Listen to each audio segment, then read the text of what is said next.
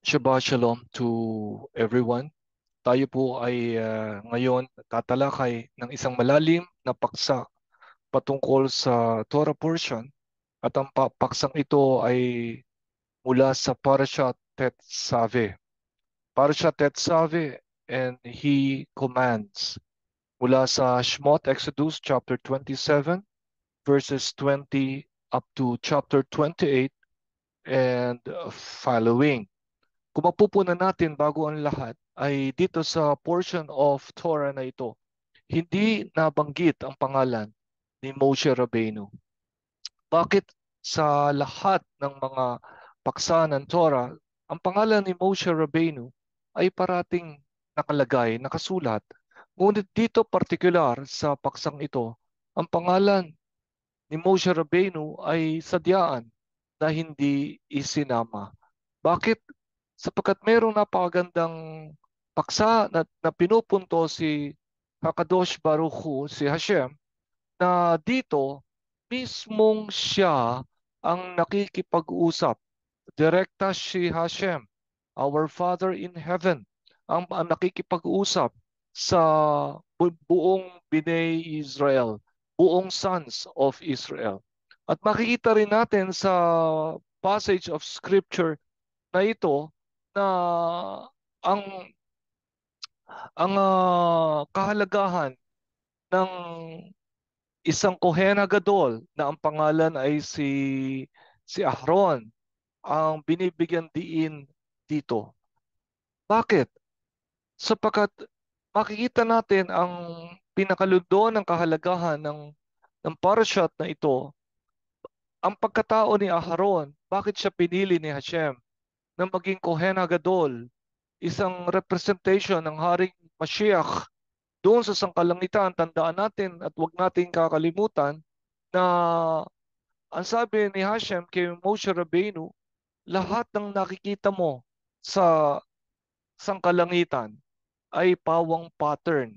Pattern na gagawin mo diyan sa sangkalupaan. Ibig sabihin, meron pinakita ni Hashem kay Moshe Rabbeinu ay pattern of the heavenly truth na kung saan ay eksaktong gagayahin at ipagagawa ni Hashem kay Moshe Rabbeinu. Ngunit sa Parashat Tetzaveh, hindi nabanggit ang pangalan ni Moshe Rabbeinu bagkus ang pangalan ni Aharon Kohen Gadol. Bakit? Sapagkat si Aharon ay merong isang uri ng katangian, ugali ng kanya angkin. At yan ay isang bagay na kung saan ay inuutos ni Hashem na pansinin ninyo maigi. Dahil ang ugaling yan ni Aharon ay kinalulugdan ng Diyos. At yan ay ang kawalan ng inggit, kawalan ng selos. Kung natatandaan ninyo na nung umaayaw si Moshe Rabbeinu para siya ang maging Goel o Redeemer, palayain niya ang bayang Israel mula sa kamay ng mga Ehipsyo, mula sa talim ng kamandag ng pagpapahirap ni Parao. Makikita natin dito ay ganun na lamang ang pagtanggi ni Moshe Rabbeinu.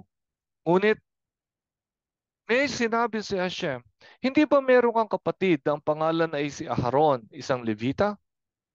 At doon ay tinuloy ni Hashem, ang sabi niya, pagbalik mo doon sa lugar, sasalubungin ka ng iyong kapatid at magagalak siya sa kanyang puso. Ibig sabihin nun na alam ni Aharon na bagamat siya ang mas panganay, mas matanda siya kay Moshe Rabbeinu, hindi siya ang pinili ni Hashem. Yung nakababatang kapatid niya ni Moshe ang pinili ni Hashem. Ngunit, hindi siya nagkaroon ng anumang inggit, hindi siya nagkaroon ng anumang selos, bagkus sinalubong siya ni Aharon at niyakap siya at ikinagalak ni Aharon na ang kapatid niyang mas nakababata ang pinili ni Hashem. At pinagsabi niya sa buong bayang Israel, sino ang gumawa noon? Si Aaron. Ibig sabihin, wala siyang anumang bahid ng inggit o selos sa kanyang puso. Kaya binigyan si Aaron ng kakaibang uri ng posisyon sa loob ng sambahayan ng Israel. at siya ang pinili na maging Kohen Hagadol. At dito sa paksang Tetzave, babasahin ko sa inyo. Ang sabi niya, Ve'ata Tetzave et Bnei Israel, Ve'ikhu elecha. Sabi niya, and you, Ve'ata, you shall command the sons of Israel. Ve'ikhu elecha, and they will bring to you. Kausap niya si Moshe Rabbeinu, ngunit walang pangalan ni Moshe Rabbeinu. They, yung Bnei Israel, ay magdadala sa iyo ng, sabi niya, shemen, oil, zayit, that is olive oil, zach, pure, katit, which means pressed down, crushed, beaten. Sabi niya, ang kailangan ni Hashem ay hindi lang basta oil, kundi olive oil. At kailangan do sa olive oil na yun ay purong-puro. At kailangan dumaan yun sa proseso ng to be pressed and to be crushed, to be beaten down. At ito'y lumalarawan sa buhay ng bawat bayan, sa bawat isa sa bayan ng Israel. Past, present, and future. Ang tinatanggap lamang ni Hashem ay walang iba kundi yung purong-puro. Purong-purong langis na kung saan ito ay dinurog, ito ay piniga ng gusto, isang simbolo ng dumadaan ito sa maraming pagsubok. Ito'y dumadaan sa maraming pagdadarang. Ito'y dumadaan sa maraming purifikasyon na proseso para lumabas yung pinakadalisay na katas ng olive oil. At doon sa pagka-prosesong yun, alam nyo ba, ang ginagamit lang doon ay yung unang patak. Yung unang patak, yung pangalawa, yung pangatlo, yung pang-apat at mga sumusunod ay hindi na yun pwedeng gamitin. Ibig sabihin noon, yung pinakapurong kahit sa isang patak, yun lamang ang kukunin ng Kohen at pagkatapos yun ay itataas. Sabi niya dito, Shemen Zayit sa Khatit Lamaor. Ibig sabihin ng Lamaor is for the lighting or for the luminary. Leha alot to go up near Tamid. Ang gagawin dito, dadalin ito pataas at ilalagay doon sa near Tamid. Yung near ay yung lampara. Yung lampara na kung saan ay parating buhay ang ningas ng apoy. Sabi, tamid, it is perpetually, it is forever burning. And it is the symbol of Mashiach of Israel. Yeshua the Messiah, our Lord. Bakit dito sa paksang ito, tinatalakay yung menora? Kung makikita ninyo sa aking gawing likod, may makikita kayong menora or lampara dun sa aking likuran. Meron tong pitong mga branches.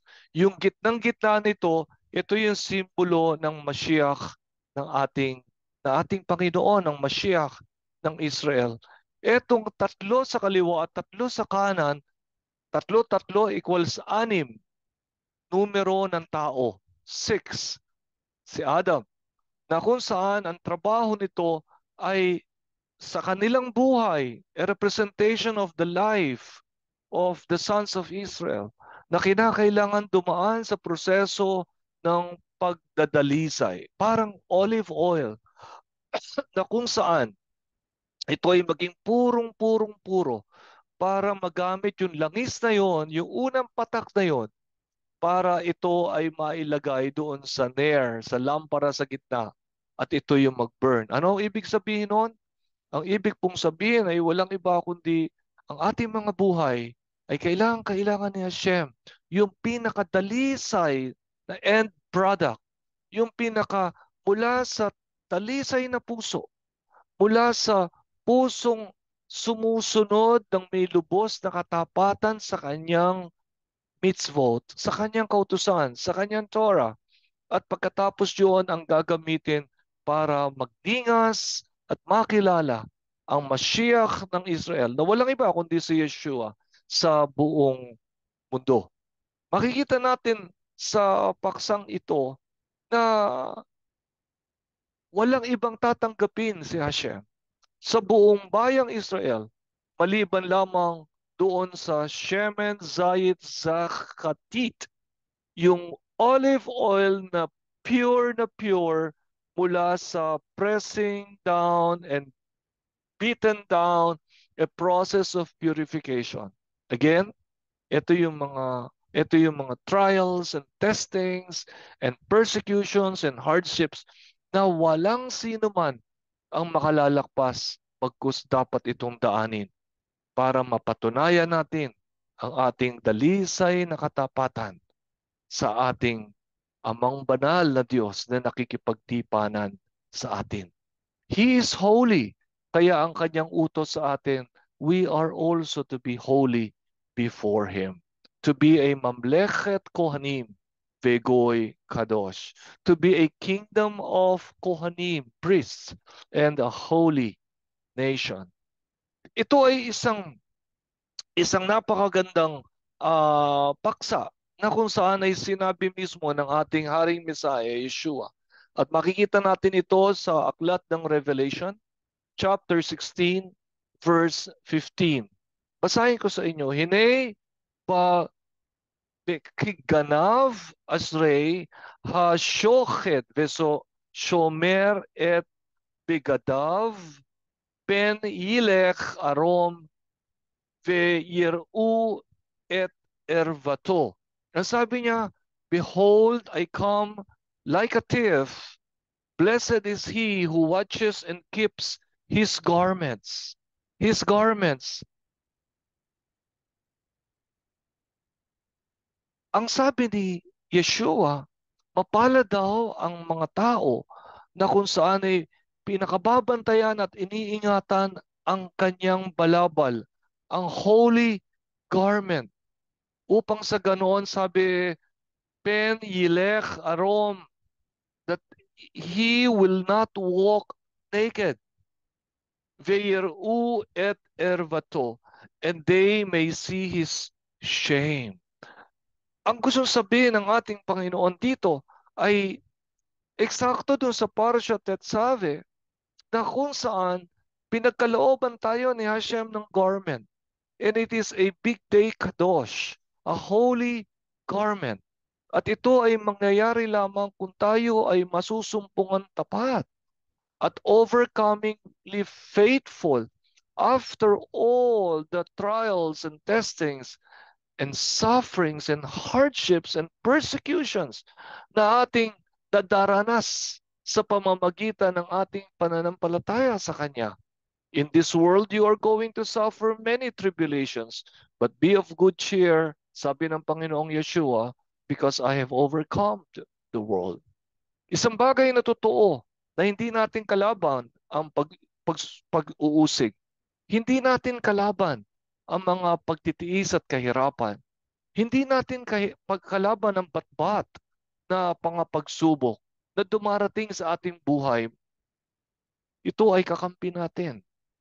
Sapagkat dahil dito, tayo ay lalong napapadalisay upang sa ganoon, upang tayo ay maging karapat-dapat, upang sa ganoon ay tayo ay maging dalisay na langis na parang dalisay na ulibo na nanggaling sa proseso ng pandidikdik at pagpupurify para magamit tayo bilang liwanag doon sa Ner Tamid.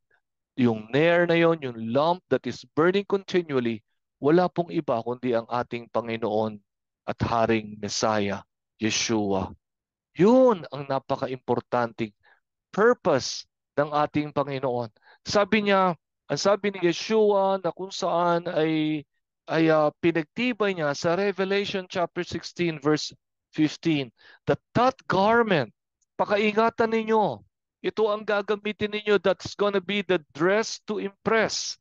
Ito ang inyong malabal na kasuotan upang ma-impress ninyo hindi ang tao sa paligid, hindi ang sino man rich and famous, hindi ang sino man mga taong bumabatay sa panlabas na yaman. Hindi. Upang ma-impress ninyo, upang mabigyan lugod ninyo ang iyong Ama na nasa langit. always wear that garment, a garment that is pure and holy and truly deserving for the King of the universe eyes to see. Sabi sa chapter 28 verse 1, Ve'ata hakriv elecha et Aharon achika ve'et banav ito bitoch bnei Israel lechano li Aharon Nadav ve'avihu Elazar ve'itamar bnei Aharon. Anong sabi niya? And you shall bring to yourself Aharon your brother and his sons from among the Bnei Israel to minister to me, ang sabi ni Hashem, to minister to me in my holy presence. Sila Aharon, sila Nadav, sila Avihu, sila Elazar, at saka si Etamar, ang mga anak ni Aharon. Itong mga ito ay susuot, ang sabi sa verse 2, Ve'asita bigdei kodesh, and you shall put on a holy garment for Aharon, your brother, for glory, ultif aret. Itong garment na to is for the glory and for the splendor of Hashem. Isang bagay na kung saan ay isang offering before God. Offering before God na itong sila Aharon bilang mga Kohen Hagadol at yung mga anak niya bilang mga Kohanim na kung saan nagmi-minister before the presence of God, they are the sacrificial offering. Sila yung mga patay sa sarili. Sila yung mga taong inalay ang kanilang buong buhay. Walang anumang pangit na ugali, kundi tunay na purong pagsiservisyo. Ito yung mga taong binawalan ni Hashem na magkaroon ng hanap buhay na iba. Bawal po yun. Bawal kang pawisan dahil sa iyong pagtatrabaho sa kung ano-ano. Dahil ang sabi ni Hashem, ako ang iyong portion. Sa akin ka magtatrabaho. At ang trabaho mong yan ay napakabigat. Pag nagkamali ka sa aking inuutos, pwede kong kunin ang iyong buhay. Hindi po pwede kang magsuot ng gusto mo, ayon sa gusto mo, sa style mo. Susunod ka ayon sa aking mga inuutos na uri ng pananamit dahil ito ay simbolo ng pattern mula sa langit at gagayahin nyo dyan sa lupa. Hindi ba? Kung pattern, merong Kohen Hagadol sa lupa at yun ay ginamit si Aharon na Kohen Gadol at yung mga anak niya pagkatapos ni Aharon, yun ang magiging Kohen Gadol. Ibig sabihin, may pattern daw, sabi ni Hashem sa langit. Ang tanong ko sa inyo, ano kaya? O sino kaya yung pattern na yon na ipinakita ni Hashem kay Moshe Rabbeinu? Ibig sabihin, may Kohen Gadol doon sa langit sa kaluwalhatian. At siya ay nakasuot ng balabal na puspos ng kabanalan. Puspos ang kagandahan. Ang sabi rito, lay kavod for glory, ultif aret, and for beauty and splendor. Yun ang Mashiach ng Israel. Yun ang nandoon sa kanang luklukan ng amang banal na Diyos na kung saan bago pa lamang lalangin ang buong langit at lupa ay nandoon na kasama ng amang Diyos sa langit. Ito ang kagandahan ng Torah. Pinakikita ang lihim na kung saan ay hindi nakikita mula sa iba't ibang English, Tagalog, Spanish, French, Latin, German translations of the Bible. Ito ay makikita mo lamang sa mother tongue Hebrew na kung saan dito ay ipinapakita yung holy garment na yun. Walang iba kundi suot-suot ng Haring Messiah Yeshua. At sana'y pinasuot kay Adam. Kay Adam. Ngunit siya ay nagkasala. Kaya kailangan humanap na naman si Hashem ng earthly priests dito sa lupang ibabaw. Bakit merong heavenly priests sa sangkalangitan? At yun ang Haring Messiah.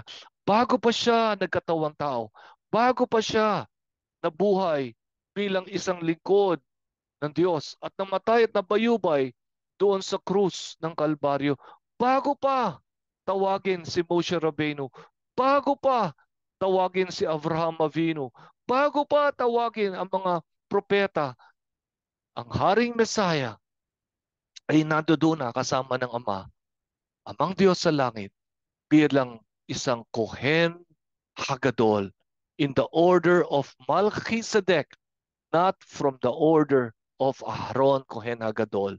Ito ay mababasa natin sa aklat ng Genesis at ito ay sinususugan sa aklat ng Hebrews patungkol sa Kohen Hagadol mula sa sangkalangitan bago palalangin ang buong langit at lupa. According to the pattern that I have shown you, Moshe Rabbeinu, sabi ni Hashem, gayahin mo dito sa lupa. And now, ito ngayon ay pinagkaloob sa lahat ng mga mananampalataya na sumasampalataya sa ating Panginoong Yeshua na nasa loob ng sambahayan ng Israel.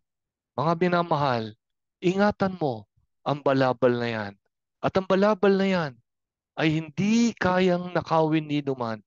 Maaaring hindi makita at maaaring hindi palakpakan ng marami sapagkat ang tingin nila ikaw ay isang mahirap lamang, simple lamang, yagit lamang, nagkakaroon ng pagdarahop, nagkakaroon ng mga pagsubok, nagkakaroon ng mga kahirapan, kaliwat kanan. Pero ang hindi nila alam ay yung garment na nasa loob. Yung garment na kung tawagin ay Big Day Kadosh, the holy garment. Ito ay mula sa buhay ng pagtitiis, mula sa buhay ng maraming pagbabata na ginawang piniga na parang pure olive oil para ito ay maipresent na dalisay at kaaya-aya at tunay na magningas ng gusto ang Haring Messiah, Yeshua. Who is the menorah? Who is the lamps stand? Who is the candelabra? Sabi niya, I am the light of the world. Tapos ibinigay niya yung liwanag na yon sa lahat ng sa kanya'y sumasampalataya. My dear friends, may the God of Abraham, Isaac, and Jacob bless you. May you continually enjoy and praise and thank God for giving all of us a pure and holy garment.